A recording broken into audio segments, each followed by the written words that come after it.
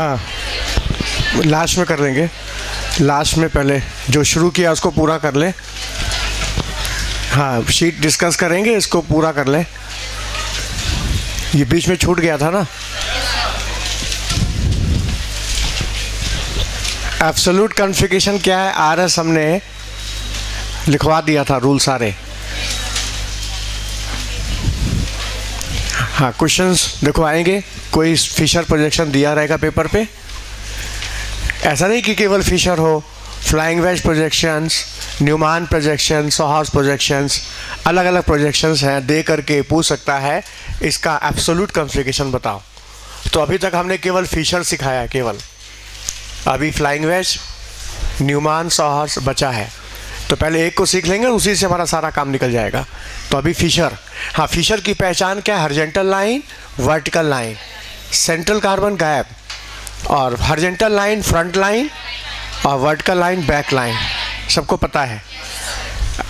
मान लो इस पर हमने ग्रुप लगाया है फ्लोरीन, क्लोरीन, ब्रोमीन, आयोडीन। हमने आरएस निकालना सिखाया है।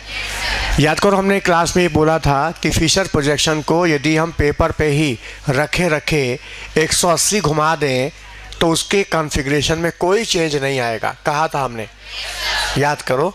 और हमने कहा था इसको हम आगे साबित कर देंगे, जब एब्सोल्यूट पढ़ाएंगे तो हम प्रूफ कर देंगे इस बात को। तो आज हम उसको प्रूफ कर दें, पहले पिछली बात पहले पूरी हो जाए। हम इस पिक्चर को, इस फिशर प्रोजेक्शन को पहले 90 रोटेट करेंगे, 90 तो चेंज हो जाएगा। जहाँ 180 रोटेट करेंगे तो कॉन्फ़िगरेशन वापस रिपीट हो जाएगा, सेम कॉन्फ़िगरेशन वापस आ जाएगा। जैसे देखो, हमने क्या किया, इसको पेपर पे रखे 90 डिग्री हमने क्लॉक वाइज डायरेक्शन में रोटेट किया इस मॉलिक्यूल को। हाँ, तो क्या होगा, 90 रोटेट करेंगे तो फ्लोरीन इधर चला आएगा, क्लोरीन नीचे आ जाएगा, और ब्रोमीन इधर आ जाएगा, और आयोडीन इधर आएगा। बोलो, हमने 90 रोटेट किया क्लॉकवाइज। ध्यान रखना, कॉन्फ़िगरेशन चेंज हो गया। अब इस मॉलिक्यूल का कॉन्फ़िगरेशन बदल गया, चेक कर लो। हाँ, इसका आरएस निकालना है, आरएस। हाँ, फर्स्ट नंबर किसको देंगे? Second number, third number, fourth number fluorine को। बोलो क्लियर? हाँ, फोर्थ नंबर फ्रंट लाइन की बैक लाइन पर है। हाँ, बैक लाइन पर है तो आंसर उलटने की ज़रूरत। हाँ, क्या है, 1 2 3 एंटी क्लॉकवाइज, यानी एस है, एस।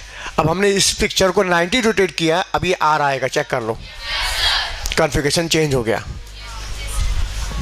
हाँ देखो, आयोडीन 1, ब्रोमीन 2, जिसका एटॉमिक नंबर ज़्यादा उसको फर्स्ट प्रायोरिटी, जिसका एटॉमिक नंबर कम उसको सेकंड प्रायोरिटी, फिर क्लोरीन को थर्ड, फ्लोरीन को फोर्थ। अब देखो, fluorine fourth number front line पर आया है, आंसर उलटना है। क्या आंसर है? देखो, 1 2 3 एस। हाँ, फोर्थ फ्रंट लाइन पर उलट दो, आर। 90 रोटेट करने से कॉन्फ़िगरेशन चेंज होता है, लेकिन 180 रोटेट करेंगे तो 180 रोटेट करेंगे तो कॉन्फ़िगरेशन में कोई चेंज। हम फिर रोटेट करते हैं 90 डिग्री क्लॉकवाइज।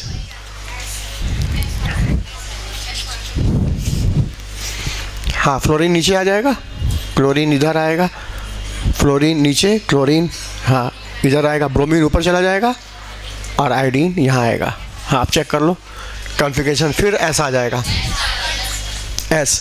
कैसे? आयोडीन का ज़्यादा एटॉमिक नंबर फर्स्ट, ब्रोमीन का सेकंड नंबर कम है 2, chlorine third, fluorine fourth. Fluorine देखो फोर्थ नंबर बैक लाइन पर है, आंसर जस्ट का तस रिपोर्ट करेंगे 1 2 3 एंटी क्लॉकवाइज, यानी कि एस। तो देखो, कॉन्फ़िगरेशन रिपीट हो गया। इसलिए हमने क्लास में बोला था, किसी भी फिशर प्रोजेक्शन को पेपर पे रखे 180 घुमाने की छूट है, क्योंकि 180 घुमाने से उसके कॉन्फ़िगरेशंस में कोई चेंज नहीं आता है।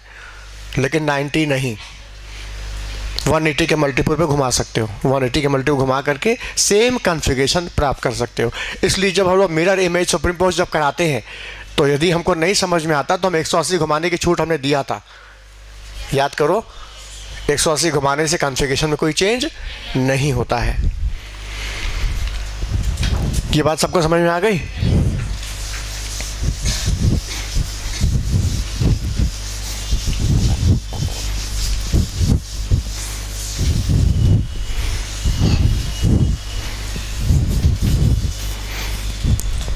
तो एब्सोल्यूट कॉन्फ़िगरेशन सब निकाल सकते हैं ना?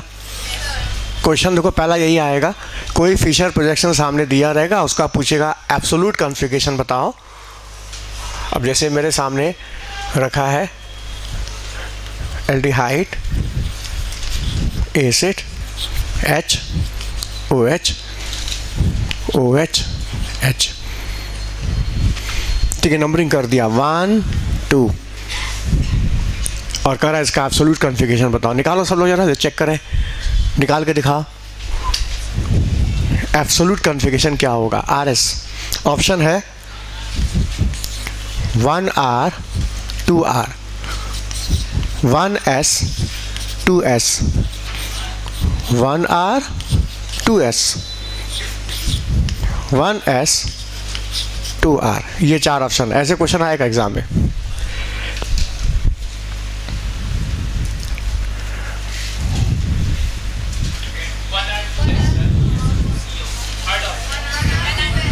बोलो, सबका आ जाए, सबका आ जाए, फिर एक साथ मिला ले।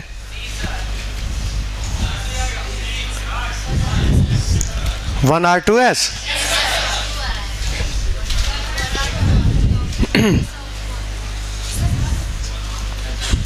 पूरी क्लास का एक ही आंसर आना चाहिए, मतलब डी ऑप्शन। पीछे थर्ड आ रहा है, मतलब पूरी क्लास का एक आंसर नहीं आना, मतलब अभी बात सबको समझ में नहीं आई। लगा लो दिमाग अपना पहले, फिर हम बात करते हैं। इसका मतलब प्रैक्टिस चाहिए अभी।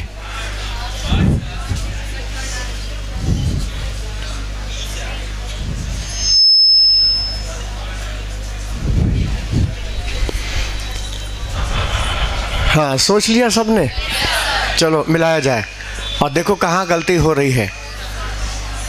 हाँ देखो, इसी बहाने CIP फिर से रिवाइज हो जाएगा, ठीक है।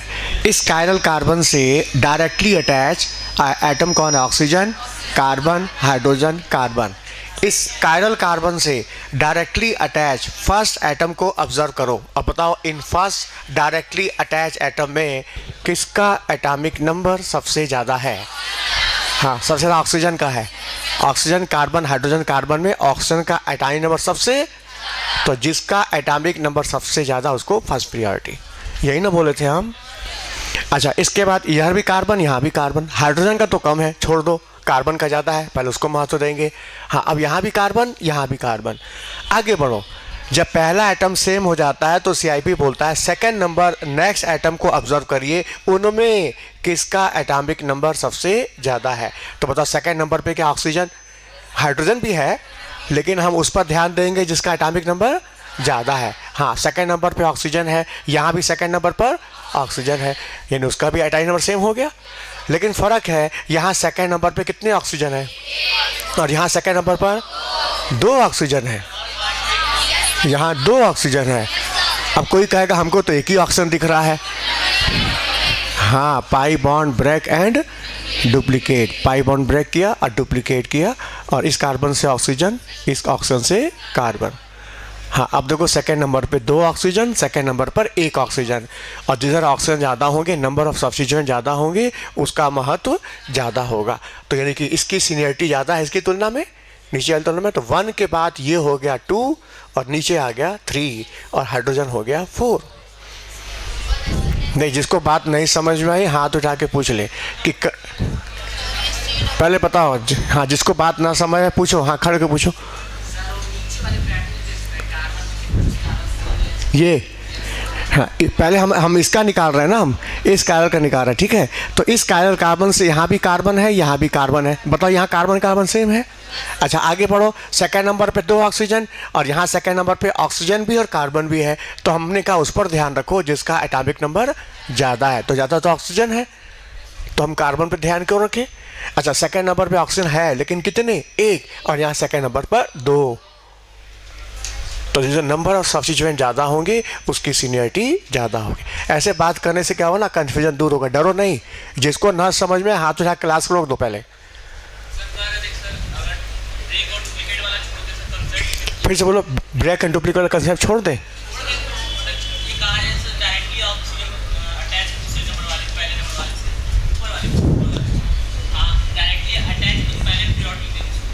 डायरेक्टली अटैच, हाँ तो इसको तो नंबर 1 दे दिए ना, डायरेक्टली अटैच ऑक्सीजन था, यहाँ तो कार्बन अटैच है डायरेक्टली, तो ऑक्सीजन डायरेक्टली अटैच था तो उसको तो हम दे चुके हैं, नहीं तो फाइनल हो गया। अब 2 नंबर किसको दे, इसको दे कि ये दे, बात तो ये चल रही है ना। अब बोलो, हाँ ऊपर 2 दे दिया ना, क्योंकि इसमें इस कार्बन से 2 ऑक्सीजन, इस कार्बन से 1 ऑक्सीजन, तो नंबर ऑक्सीजन ज़्यादा होने से इसका महत्व ज़्यादा है, इसका महत्व कम है, तो 1 2 3। बात करो, क्लियर, बैठ जाओ।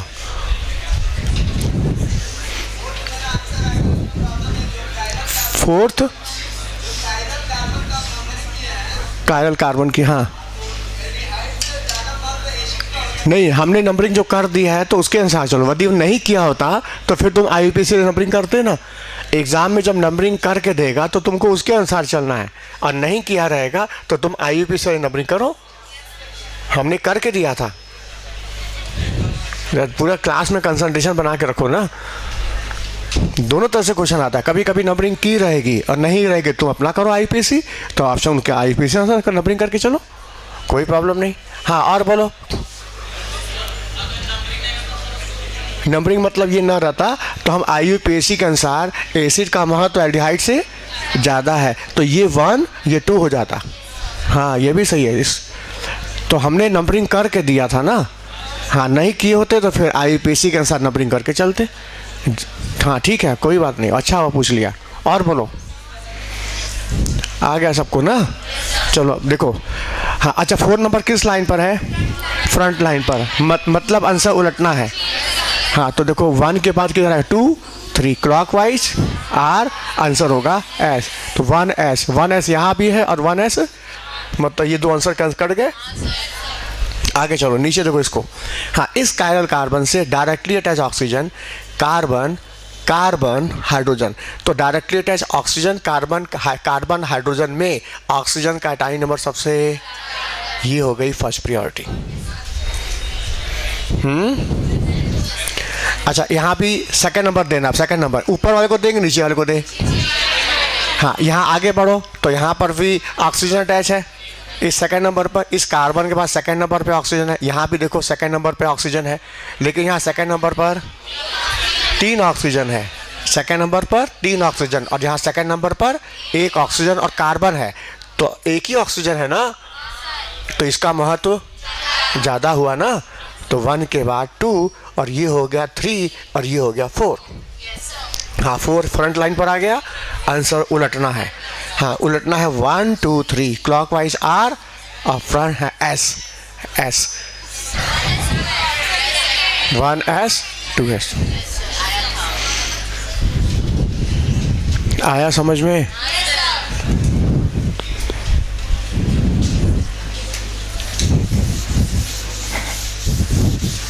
ये सब प्रैक्टिस की बातें हैं। तो देखो स्टूडेंट जो है ना वो RS में निकालने में गलती नहीं करता है, गलती करता है प्रायोरिटी ऑर्डर देने में। वो ग्रुप को जो प्रायोरिटी ऑर्डर देना है उसी में ज़्यादा गलतियां होती हैं। तो इस बात को ध्यान में रखते हुए हम तुम्हारे सामने कुछ 10 ग्रुप रखते हैं, 8-10 ग्रुप रख देते हैं। इन सारे ग्रुप को CIP के अनुसार डिक्रीजिंग ऑर्डर ऑफ प्रायोरिटी में अरेंज कर दो, प्रैक्टिस हो जाएगी। नोट करो, arrange the following group in order of decreasing priority. Arrange following group in decreasing order of priority.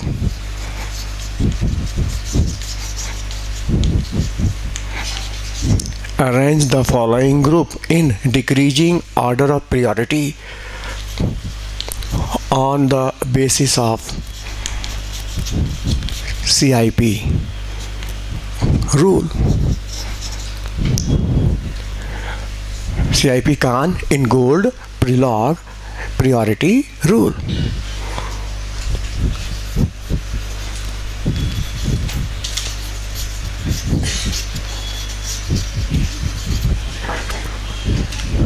Khan in gold prelog priority ये शॉर्ट फॉर्म यह है, तो CIP पास का होता है CIP। हाँ ग्रुप है, पहला ग्रुप है, दूसरा नंबरिंग कर देते हैं इसको 1, ये हो गया 2,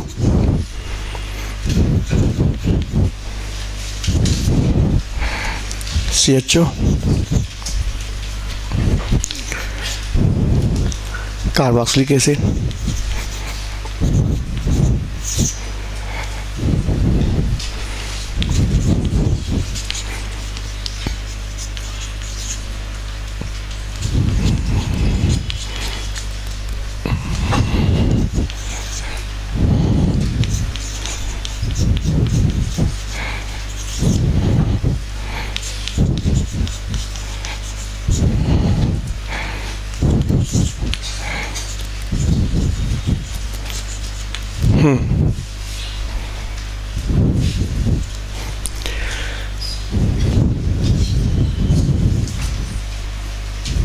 ये ग्रुप है नोटो। इन सारे ग्रुप को CIP के अनुसार प्रायोरिटी ऑर्डर में अरेंज करो।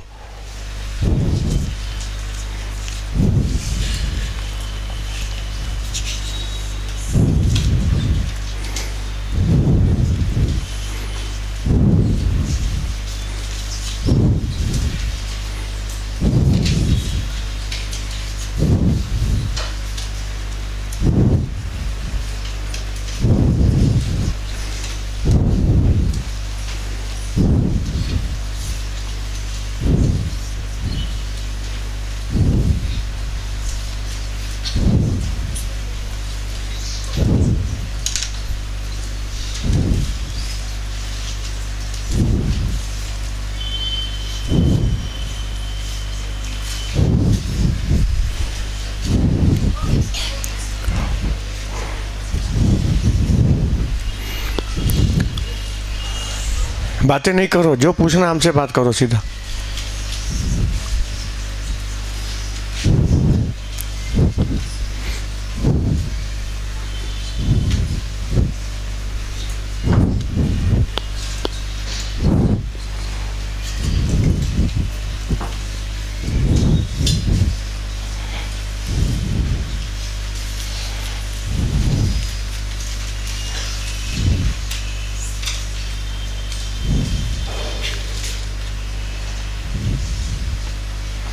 हो गया?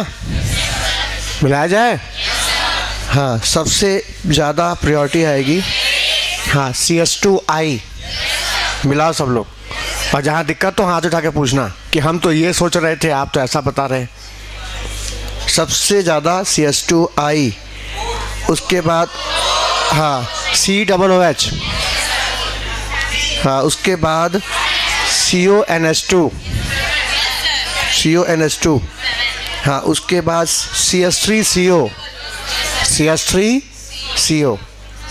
हाँ उसके बाद CHO एल्डिहाइड, उसके बाद CN, हाँ उसके बाद आएगा CS2NH2 के बाद आ जाएगा C6H5, और सबसे लास्ट में आएगा हाँ CS double bond CS2 vinyl. जिसको दिक्कत हो बात करें हमसे। लिखा सबने ना? मिलाया ना? नहीं लिख पाए? सबसे ज़्यादा है CS2I, उसके बाद है हाँ COOH है, उसके बाद CONS2 एमाइड है, उसके बाद है CS3CO है, और फिर CHO है, फिर साइनाइड है CN, हाँ इसके बाद CS2NH2, फिर I, मतलब ये हो गया C6H5 होगा, और लास्ट में आएगा CH डबल बॉन्ड CS2। जिसमें दिक्कत हो बात करो। हाँ बोलो। सातवां ये, और किसके बीच में दिक्कत है? 4 कहाँ गया? हाँ ये, हाँ देखो COOH, इसको खोलो, COOH, और यहाँ क्या CONH, यही ना है? हाँ देखो पहला टर्म कॉमन है, ऑक्सीजन भी यहाँ दो, यहाँ भी दो ऑक्सीजन कॉमन है। फर्क देखो यहाँ है, यहाँ एन है, यहाँ ओ है। एन और ओ, बताओ एटॉमिक नंबर ओ का ज़्यादा है कि एन का ज़्यादा है? तो इसकी महत्व ज़्यादा है, इसकी महत्व कम है। ये आगे होगा, ये पीछे हो जाएगा। सातवां और पहला, सातवां और पहला। हाँ, पहले में देखो क्या है, COCH3 है, और सातवें में है CONH2 है। बताओ CO कॉमन है, यहाँ भी CO, यहाँ भी CO, लेकिन यहाँ CO के बाद C है, यहाँ CO के बाद N है। अब बताओ N और C में किसका एटॉमिक नंबर ज़्यादा है? तो इसका महत्व ज़्यादा है, इसका महत्व कम है। मिला के देखो, यही लिखवाएंगे हम। आया? तो गलतियाँ देखो इसी में ज़्यादा होती हैं, प्रियोरिटी ऑर्डर में, इसलिए इसकी प्रैक्टिस कर लोगे तो RS निकालने में फिर कोई प्रॉब्लम नहीं आएगी। और बोलो 8 और 9। हाँ, साफ साफ क्लियर है। 8 यहाँ पे कार्बन के बाद सेकंड नंबर पे आयोडीन है, और यहाँ कार्बन के बाद फिर कार्बन है। 8 और 9, 8 और 9। हाँ, यहाँ देखो, हाँ इसको, ये 9 का मतलब ये फिनाइल हुआ। अगर इस पाई बॉन्ड को ब्रेक करके हम डुप्लीकेट करेंगे तो बताओ इस कार्बन के बाद कितने, 2 कार्बन आ गए। यहाँ से स्टार्ट किया, इस कार्बन के बाद सेकंड नंबर पे 2 कार्बन, और इसमें हम पाई बॉन्ड ब्रेक करके जब डुप्लीकेट करेंगे तो देखो इस कार्बन के बाद सेकंड नंबर पर, हाँ इस कार्बन देखो 1 कार्बन, 2 कार्बन, 3 कार्बन, मतलब यहाँ सेकंड नंबर पे 1 2 3 कार्बन है, और यहाँ सेकंड नंबर पर 2 कार्बन है। तो नंबर ऑफ कार्बन ज़्यादा होने से 1 कार्बन 2 3, नंबर ऑफ कार्बन ज़्यादा होने से इसका महत्व ज़्यादा है, इसका महत्व कम है। दूसरा, पांचवा, दूसरा, हाँ यहाँ साइनाइड है, हाँ इसमें साइनाइड है, यहाँ CH2NH2 है। तो pi bond break and duplicate, हाँ डुप्लीकेट यहाँ जुड़ेगा N, इस कार्बन से N जुड़ा था और इस N से C जुड़ा था, C, फिर पाई बॉन्ड ब्रेक किया, फिर डुप्लीकेट किया, इस कार्बन से N जुड़ा था और इस नाइट्रोजन से C जुड़ा था। हाँ, तो इस कार्बन से कितने नाइट्रोजन जुड़ गए, 1 2 3, यानी सेकंड नंबर पे 2 नाइट्रोजन, यहाँ सेकंड नंबर पर 1 नाइट्रोजन। पहला तो कॉमन है दोनों में CC, सेकंड नंबर पे 3 नाइट्रोजन, सेकंड नंबर पर 1 नाइट्रोजन। नंबर ऑफ नाइट्रोजन ज़्यादा, नंबर ऑफ सब्स्टिट्यूएंट ज़्यादा, तो उसकी सीनियरिटी प्रियोरिटी ज़्यादा। रूल लिखवाया ना कि यदि एटॉमिक नंबर सेम हो जाएगा तो जिधर नंबर ऑफ सब्स्टिट्यूएंट ज़्यादा होंगे उसकी सीनियरिटी ज़्यादा होगी। तो हमने एग्जांपल दिया है कॉपी में, देखो CHCl2 का प्रियोरिटी ज़्यादा होगी CH2Cl से। यहाँ देखो 2 क्लोरीन है, यहाँ पर ये एग्जांपल हम क्लास में दिए थे कल। हाँ बोलो, तो बताओ CIP रूल समझ में आया? हाँ, अब इसका फ़ायदा क्या है, इस रूल के एप्लीकेशंस क्या है? एक तो डायरेक्ट क्वेश्चन आता है कि फिशर प्रोजेक्शन लिखा रहेगा, RS निकालो, बात खत्म। फिर दूसरा आपको फ़ायदा क्या है इसमें, मेरे सामने 2-3 स्ट्रक्चर बना देगा 1 2 3 4 करके फिशर, फिर उसमें ऑप्शन देगा 1 2 सुपरिम्पोज होमोमर, 1 3 इनएंशियोमर, 1 4 डाइस्टियोमर, मतलब 2-2 का ऑप्शन बना के दिया है और पूछा इनका रिलेशन बताओ, ये दोनों होमोमर हैं, इनएंशियोमर है, डाइस्टियोमर है। मतलब 2 कंपाउंड रख देगा सामने और उनका रिलेशन पूछेगा कि दोनों आपस में क्या है, होमोमर, इनएंशियोमर, डाइस्टियोमर। फिर कहोगे ये काम तो हम लोग सीख चुके हैं पहले, होमोमर के लिए आपने यही ना कहा था कि मिरर इमेज बने और सुपरिम्पोज कर जाए। तो मिरर इमेज सुपरिम्पोज होमोमर, मिरर इमेज बने सुपरिम्पोज ना हो इनएंशियोमर, अब मिरर इमेज बने ही ना तो डाइस्टियोमर। तो ये तो आपने निकालना सिखा दिया पहले ही, तो इसमें RS का क्या मतलब है? मतलब इस तरह से कि उस फिशर प्रोजेक्शन को तोड़ मरोड़ के पेश करेगा। मतलब मालिक्यूल को एक का सर ऊपर पैर नीचे, दूसरे का पैर ऊपर सर नीचे, या मालिक्यूल जो है योगासन कर रहा है, योग की मुद्रा में है, उसका पूरा कमर टेढ़ी हो गई है, सब ग्रुप का ओरिएंटेशन सब टेढ़ा हो गया। तब ऐसे केस में जब मालिक्यूल को फोल्ड करके मेरे सामने पेश करेगा और फिर पूछेगा उसका रिलेशन बताओ, तो तुम मिरर इमेज से नहीं चेक कर पाओगे। तो उसको चेक करने का तरीका है RS। क्या करो, उन दोनों कंपाउंड का RS निकालो। यदि दोनों का RS कॉन्फ़िगरेशन सेम आया, आइडेंटिकल, तो कहना होमोमर। बात समझ में आया? ये आइडेंटिकल। अच्छा, दोनों का RS अपोजिट आ गया, एक का RR दूसरे का SS, जस्ट अपोजिट आ गया, कहना ये इनएंशियोमर है। और यदि मान लो उन दोनों मालिक्यूल में 2-2 कायरल कार्बन है, एक कायल का तो पूरा मैच कर रहा है, दूसरे का मैच नहीं कर रहा, आधा सीधा आधा उल्टा, आधा सीधा सेम और आधा उल्टा, तो मतलब हो जाएगा डाई स्टीरियोमर। बोलो बात समझ में आई? अब हम बना के दिखाते हैं। अभी हमने शब्दों में ऐसे बोला है, अब हम करके दिखाते हैं सामने। देखो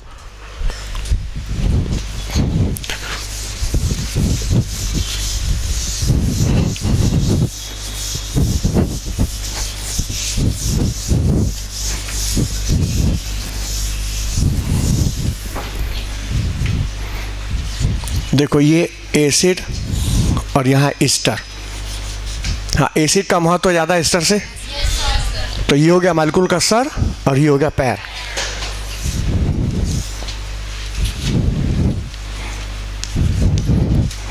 दूसरे का हम क्या करते हैं, पैर ऊपर कर देते हैं, सर नीचे कर देते हैं,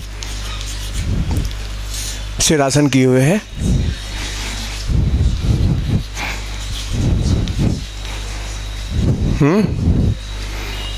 तीसरे को फिर सीधा कर देते हैं।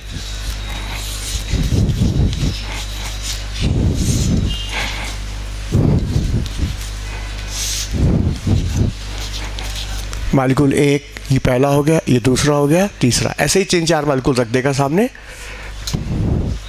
हाँ, पूछेगा 1-2 का रिलेशन क्या है।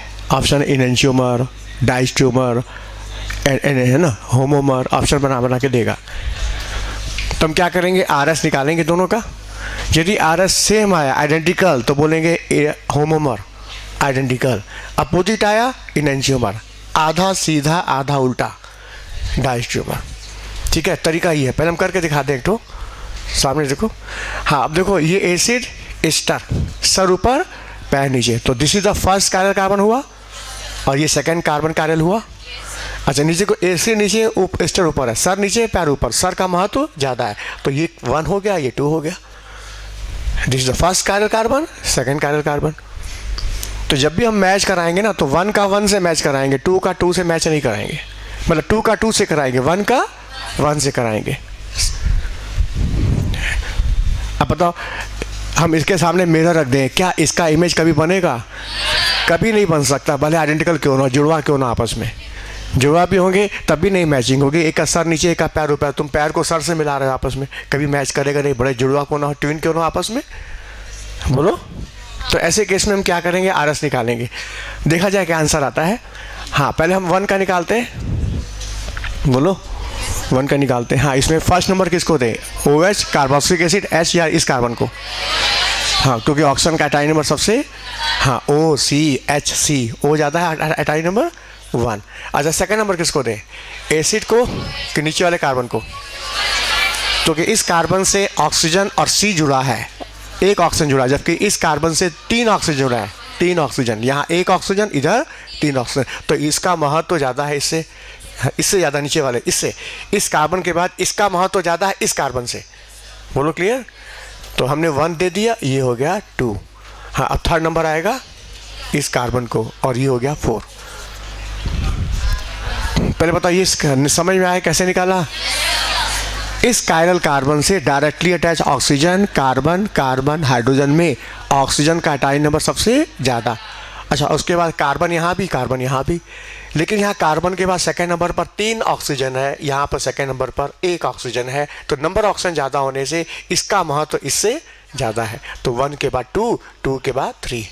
हाँ, अब 4th नंबर सबसे लास्ट में इसको देंगे, क्योंकि इसका एटाई नंबर सबसे कम है। हाँ, 4th नंबर किस लाइन पर है, फ्रंट लाइन। आंसर उलटना है, याद रखना, उलटना। 1 के बाद 2, 3, 1, 2, 3 S। हाँ, ये हो जाएगा R, 1R। समझ में आया कैसे निकाला, समझ में आया सबको। हाँ, इस कार्बन को देखो, ये भी कायरल है। हाँ, इसका ये सेकंड नंबर देखा जाए, इस कायरल कार्बन से डायरेक्टली ऑक्सीजन, यहाँ कार्बन, यहाँ भी कार्बन और यहाँ हाइड्रोजन। हाँ, इस ऑक्सीजन, कार्बन, कार्बन, हाइड्रोजन में ऑक्सीजन का एटाई नंबर सबसे ज़्यादा, इसको फर्स्ट प्रायोरिटी दो। अच्छा, यहाँ भी कार्बन, यहाँ भी कार्बन, आगे बढ़ो। सेकंड नंबर पे यहाँ 3 ऑक्सीजन, 3 ऑक्सीजन, जबकि यहाँ सेकंड नंबर पर ऑक्सीजन और कार्बन है। यहाँ ऑक्सीजन की संख्या ज़्यादा है, एटॉमिक नंबर भी ऑक्सीजन का ज़्यादा है, तो इसका महत्व भी ज़्यादा है। तो 1 के बाद 2, ये हो गया 3 और ये हो गया 4। हाँ, 4th नंबर फ्रंट लाइन पर है, आंसर उलटना होगा। 1 2 3 चला एंटी क्लॉकवाइज एस, हो जाएगा आर। आ गया? हाँ, अब इसका निकाला जाए, इसका निकाला जाए। हाँ, इसमें पहले इसका निकालते हैं, फर्स्ट फ्रंट कार्बन का, पहले कार्बन का। हाँ, इसमें ऑक्सीजन, इससे लगा ऑक्सीजन, हाइड्रोजन, कार्बन, कार्बन। हाँ, ऑक्सीजन का एटॉमिक नंबर सबसे ज़्यादा, फर्स्ट प्रायोरिटी। सेकंड नंबर इसको दें ऊपर वाले को। हाँ, क्योंकि इस कार्बन के बाद 3 ऑक्सीजन है, इस कार्बन के बाद 1 ऑक्सीजन और कार्बन है। ऑक्सीजन की संख्या ज़्यादा, एटॉमिक नंबर ज़्यादा, इसका महत्व ज़्यादा। तो 1 के बाद 2, ये हो गया 3, ये हो गया 4। हाँ, 4 फ्रंट लाइन पर, आंसर उल्टेगा। 1 2 3 एंटी क्लॉकवाइज एस, हो जाएगा आर।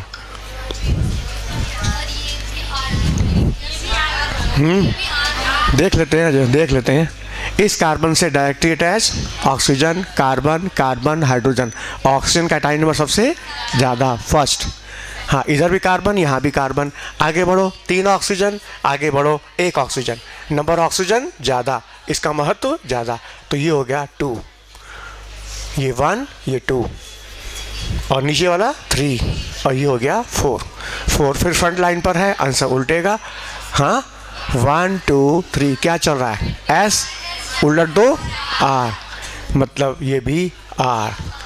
बताओ, सेम आ गया ना?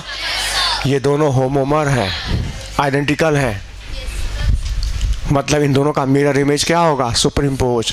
ऐसे उठा के रखो कि सुपर इम्पोज कभी नहीं करेगा, कभी नहीं करेगा। एस्टर के ऊपर, एसिड के ऊपर एस्टर कभी आ ही नहीं सकता है, नहीं आ सकता। लेकिन याद करो, आज ही हमने बोला कि फिशर प्रोजेक्शन को पेपर पर रखे रखे 180 घुमाया जा सकता है, उसे कॉन्फ़िगरेशन में कोई चेंज। तो हम क्या करते हैं, किसी एक को पेपर पर रखे रखे 180 घुमा देते हैं। ध्यान देखो सामने, इसको हम घुमाते हैं 180। घुमाने के बाद ज़रा ध्यान दो, ये दोनों सुपर इम्पोज करेंगे। अब चेक कर लो, जहाँ हम इसको घुमाएंगे इधर कर देंगे ना, तो ये OH इधर चला जाएगा। बोलो, ये OH इधर आ जाएगा, वो OH। देखिए इधर भी OH है। इसको पूरा 180 घुमाना है। घुमाने के बाद तुम देखो, ये दोनों सुपर इम्पोज कर जाएंगे। नहीं करेंगे? फिर कहोगे इससे अच्छा था कि सीधा 180 पहले घुमा दिया होता आपने, क्या जरूरत थी RS निकालने की, टाइम लग गया इतना। एग्ज़ाम के दिन तो मेरा समय कीमती है ना, तो सीधा सीधा पेपर पे रखे 180 घुमा दे। हाँ, बिल्कुल सही।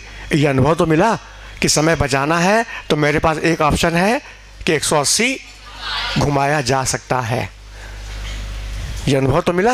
हाँ, लेकिन 180 तभी घुमाएंगे ना जब सर नीचे पैर ऊपर, पैर ऊपर सर नीचे। अब इसका सर उठा के हम यहाँ ला दें, इसका पैर उठा के यहाँ पटक दें, मतलब मुर्गा बना दें इसको, जिसका सर का पता नहीं कहाँ चला गया। तब तो तुम्हारे पास RS है, तब तो RS निकालना पड़ेगा तुमको। और ऐसा मालिक्यूल कैसा होगा जब मुर्गा बना के तो पेश किया जाए सामने, देखा जाए उसको भी। हाँ, अभी एक बचा है, उसको भी देख लें, उसको भी देख लिया जाए। हाँ, इसमें एसिड है, एस्टर है, एसिड का महत्व ज़्यादा है, तो this is the first chiral और ये हो गया सेकंड कायरल। हाँ, फर्स्ट कायरल देखा जाए, इसमें फर्स्ट नंबर किसको देंगे? OH को, एसिड को। हाँ, सेकंड नंबर एसिड को, थर्ड नंबर नीचे वाले कार्बन को, और फोर्थ नंबर इसको देंगे। बोलो सही है ना? हाँ, 1 के बाद 2 कहाँ जा रहा है ये? S, 4 नंबर फ्रंट पर है, R, 1 R।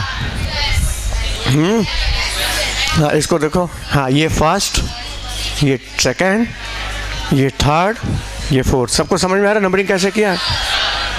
हाँ, 1 के बाद 2 clockwise R, 4th number front पर है S। हाँ, देखो इसका था 1R 1R, बताओ मैच कर गया ना? आधा सीधा आधा उल्टा, मतलब 1 और 3 डाइस्टीरियोमर है। 1 और 3 डाइस्टीरियोमर है। और 1 और 2 क्या थे? होमोमर थे। होमोमर। और वैसे भी देखो, पहला और तीसरा का दोनों का सर ऊपर है, पैर नीचे है। एसिड ऊपर, एस्टर नीचे। एसिड ऊपर, एस्टर नीचे। मतलब पहला और तीसरा का सर ऊपर है, पैर नीचे है। तो मतलब हम तो डायरेक्ट भी मिरर इमेज से चेक कर सकते थे, आरएस निकालने की जरूरत भी नहीं थी।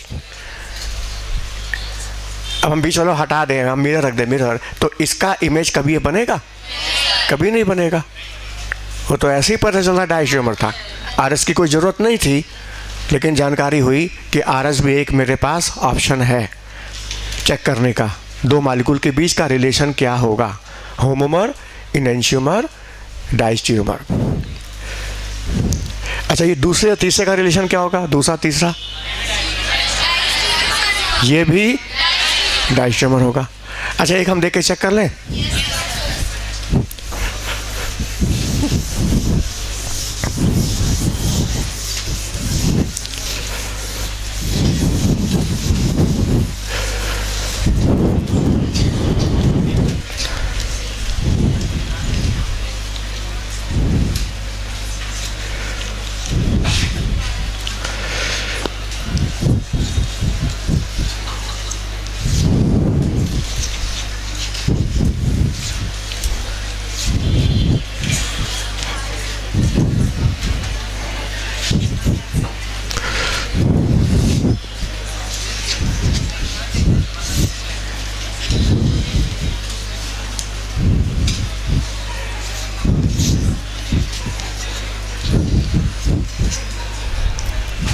बताओ इनका आपस का रिलेशन क्या है?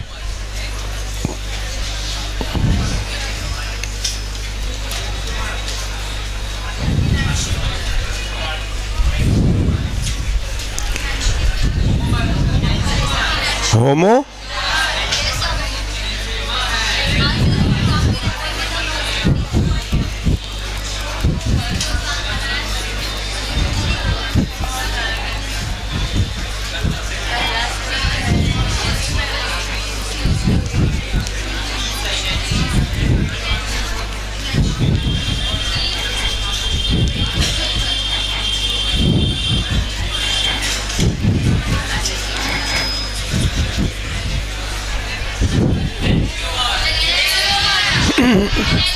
क्या फाइनल हुआ?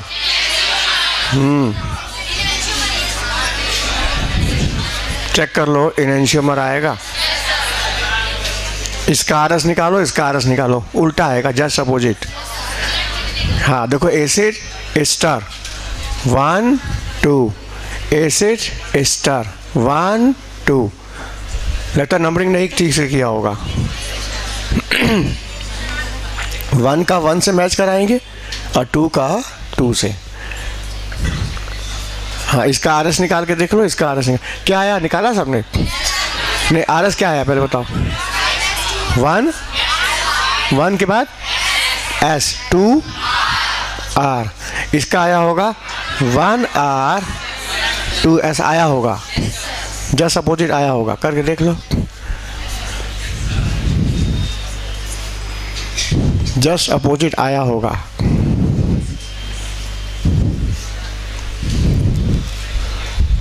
और फिर भी कंफर्म करना है तो उसके लिए हमने क्या बताया, 180 घुमा दो तो आंसर डायरेक्ट आ जाएगा।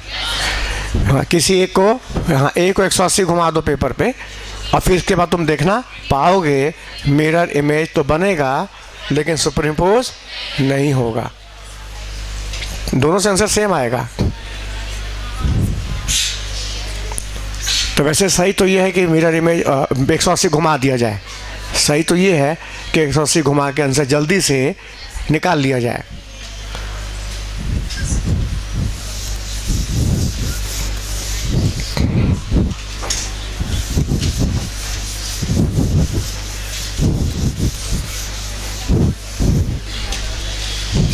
हाँ नेक्स्ट,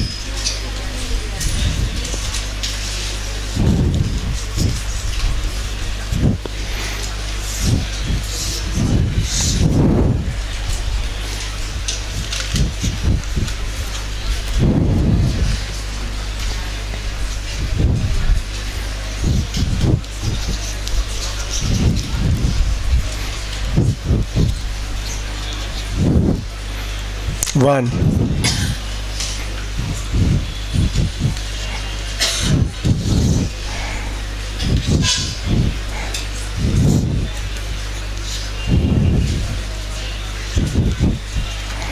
इस मालिक्यूल को फोल्ड कर दिया गया, तोड़ मरोड़ दिया गया, मुर्गा बनाया गया, मतलब पूरा स्ट्रक्चर ही बदल दिया गया।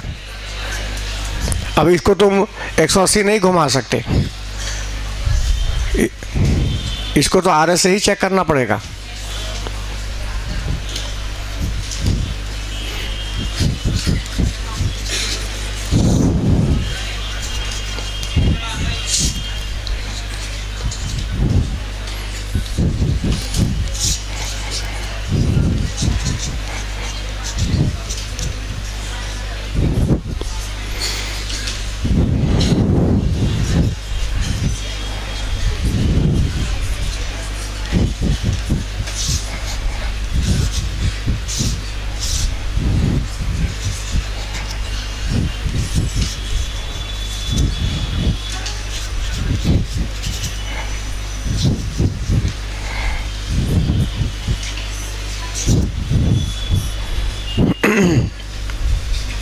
ये 4 फिशर प्रोजेक्शन दिए गए हैं।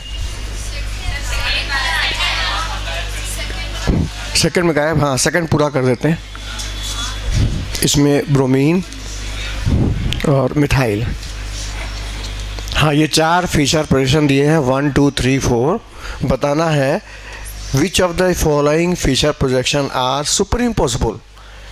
कौन कौन से फिशर प्रोजेक्शन आपस में सुपर इम्पोज कर जाएंगे, सुपर इम्पोजिबल।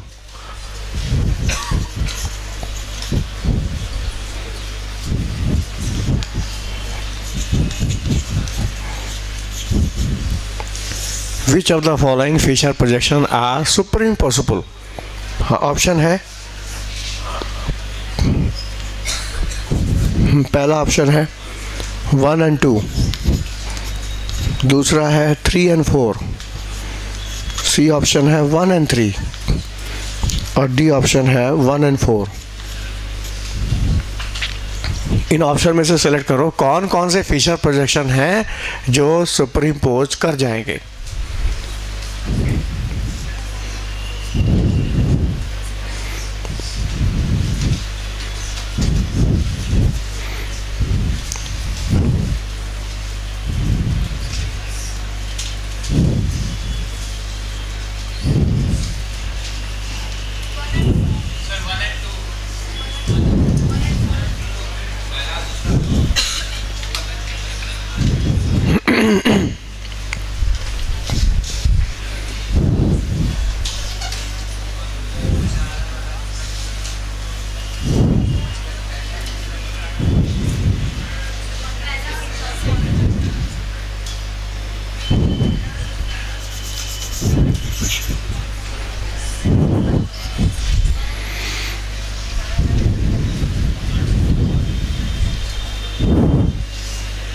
हाँ पीछे जो बैठे हैं बात ना करें।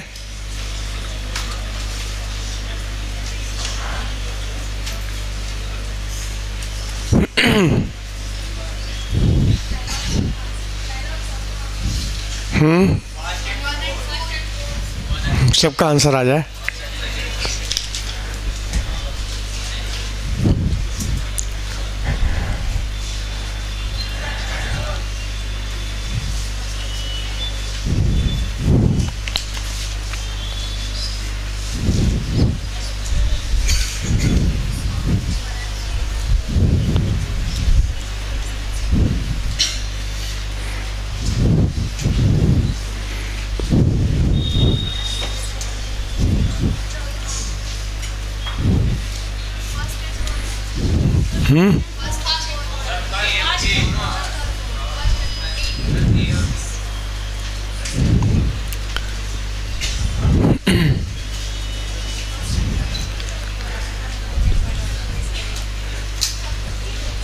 सोच लिया सबने?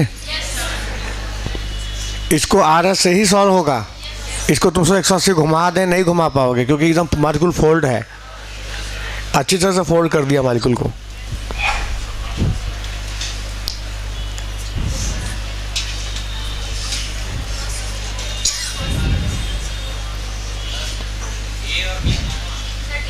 सोच लिया?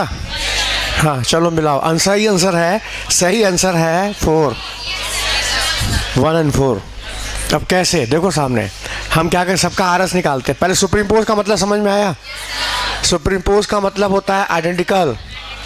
जो सुपरइम्पोज कर जाते हैं स्ट्रक्चर वो होमोमर होते हैं, वो आइडेंटिकल होते हैं। इसका मतलब 1 and 4 को हमने सुपरइम्पोज कहा है, इसका मतलब दोनों का आरएस सेम आएगा, दोनों कॉन्फ़िगरेशन सेम रहेंगे, तभी तो सुपरइम्पोज कर रहे हैं। कैसे रहेंगे देखो मिलाओ। हाँ पहले का आरएस निकालोगे ना तो आर आर आएगा। अब यहीं गड़बड़ है तो आंसर कहाँ से आएगा? आ गया? अच्छा दूसरे का निकालोगे तो आर और एस आएगा, तो आधा सीधा आधा उल्टा, तो मतलब ये तो आपस में डाइस्ट्रोमर हो गए। ये तो डाइस्ट्रोमर है। डाइस्ट्रोमर में क्या होता है? आधा सीधा आधा उल्टा। डाइस्ट्रोमर में तो मिरर इमेज ही नहीं बनता ना, मिरर इमेज ही नहीं बनेगा इनका आपस में, तो 1 and 2। हाँ अब जिसको आर एस नहीं आया तो हाँ बता सकते हैं कि हमको ये नहीं आया, नीचे वाला जो बोलो हम निकालते हैं। नीचे वाला आ रहा है, चलो देखा जाए। इस कार्बन से डायरेक्टली अटैच क्लोरीन या ऑक्सीजन, यहाँ कार्बन, बताओ किसका ज़्यादा टाइम नंबर? तो उसको 1 दे दो। अच्छा ऑक्सीजन और कार्बन में ऑक्सीजन का ज़्यादा है, 2 दे दो। अच्छा 3 इसको दें कि इसको दें, समस्या ये है। हाँ यहाँ पर कार्बन के बाद सेकंड पे ब्रोमीन है और यहाँ फिर कार्बन है। अब ब्रोमीन का अटाई नंबर कार्बन से ज़्यादा है तो इसको देंगे 3, इसको देंगे 4। 4th नंबर फ्रंट लाइन पर है, आंसर उलटना है 1 2 3 क्लॉकवाइज, आर हो जाएगा एस। ठीक तो है?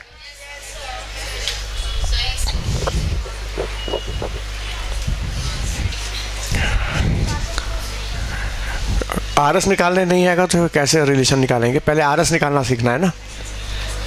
हाँ बोलो आगे बढ़े।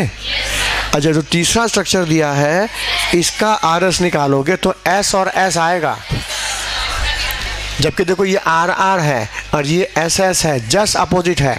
इसका मतलब ये इनएंशियोमर है, इनका मिरर इमेज बनेगा और सुपरइम्पोज नहीं होगा। मिरर इमेज नॉन सुपरइम्पोज किसका? 1 and 3, जबकि 1 और 2 का तो मिरर इमेज ही नहीं बनेगा। ये हो गया डाइस्ट्रोमर 1 and 2 एंड 1 and 3 हो गया इनएंशियोमर। अच्छा 4 का देखा जाए। 4 का जब निकालोगे ना तो आर आर आ जाएगा, R R R R similar आ गया, होमोमर, आइडेंटिकल, सुपरइम्पोज। हाँ जिसका बोलो निकाल दें। 4 का निकालें। हाँ देखो सामने, पहले इसका निकालते ऊपर वाले कार्बन का, कायरल का। हाँ इससे कार्बन, ब्रोमीन, कार्बन, नीचे कार्बन। हाँ ब्रोमीन का एटाइन नंबर सबसे है, इसको फर्स्ट दे दो। कोई डाउट किसी को? अच्छा आगे बढ़ो। इसके बाद इस कायरल कार्बन से यहाँ भी कार्बन, यहाँ भी कार्बन, यहाँ भी कार्बन, तीनों कार्बन, ये भी कार्बन, ये भी कार्बन, ये भी कार्बन। इस कायरल से तीनों कार्बन। हाँ लेकिन इस कार्बन के बाद सेकंड नंबर पर फिर कार्बन है, या सेकंड नंबर पे हाइड्रोजन है और यहाँ सेकंड नंबर पर क्लोरीन है। सेकंड नंबर पे क्लोरीन, सेकंड नंबर पे कार्बन, सेकंड नंबर पे हाइड्रोजन, तो सेकंड नंबर पे क्लोरीन का एटाइन नंबर सबसे ज़्यादा, तो अब इसका महत्व ज़्यादा हो गया। तो 1 के बाद ये हो जाएगा 2। पहला एटम सेम, दूसरा देखो, दूसरा सेम, तीसरा देखो, लेकिन देखो किसको? जिसका एटॉमिक नंबर ज़्यादा हो। कम वाले को छोड़ते जाओ, ज़्यादा वाले को पकड़ते जाओ, फिर सेम, फिर आगे बढ़ो, फिर सेम, फिर आगे बढ़ो। बोलो तुम लोग को जैसे हम शुरू में कायरल कार्बन की प्रैक्टिस करा रहे थे, याद करो। तो यहाँ पर हमने, याद करो, क्लोरीन लगा के दिया था और यहाँ पर हमने CO लगाया था, याद करो। तो देखो ये हमने कार्बन कायरल कहा था ना, कैसे इस कार्बन से क्लोरीन एक हाइड्रोजन डिफरेंट हो गया। अच्छा भले ये सेम हो जाए, आगे बढ़ो, पता है डिफरेंट है ना, तो इसकी वजह से ये पूरा ग्रुप क्या हो गया? डिफरेंट हो गया। तो पहला सेम, आगे बढ़ो, फिर देखो ऐसे कहा था ना, तो आखिर यहाँ डिफरेंट, तो ये पूरा ग्रुप क्या हो गया? डिफरेंट। ये different, this carbon is chiral. तो याद करो वहाँ पर भी तुम आगे बढ़ रहे थे, तो यहाँ पर भी पहला कार्बन, यहाँ भी सेम, यहाँ भी सेम, आगे बढ़ो, सेकंड नंबर पर कार्बन, लेकिन सेकंड नंबर पर क्लोरीन। तो क्लोरीन का एटाइन नंबर कार्बन से ज़्यादा है, इसलिए इसका महत्व इससे ज़्यादा। 1 के बाद 2। अच्छा आप किसको दें? ये दें कि ये दें? यहाँ भी कार्बन, यहाँ भी कार्बन, आगे बढ़ो, सेकंड नंबर पे हाइड्रोजन, सेकंड नंबर पे फिर कार्बन, 2 है ना, C2 है ना, तो इसका महत्व इससे ज़्यादा है। ये हो गया 3, ये हो गया 4। कहो तो पूरा बॉन्ड खोल के दिखा दें, ना समझ में आए तो। ये कंडेंस फॉर्म है ना, पूरा एक एक बॉन्ड अलग कर दें इसका, तब दिखाएं, ना समझ में आए तो।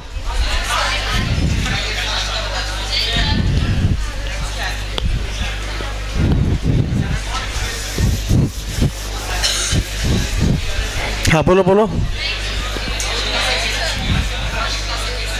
फर्स्ट कायरल का ये वाला ना, ये वाला फर्स्ट का, ये वाला का, ये वाला ऐसा आ रहा है। ध्यान से देखना, ध्यान से देखो, ध्यान से। इस कार्बन से directly attach oxygen, directly attach chlorine, directly attach carbon, directly attach carbon. तो बताओ इस कार्बन, क्लोरीन, कार्बन, ऑक्सीजन में किसका एटॉमिक नंबर सबसे ज़्यादा? तो इसको 1 दे दो।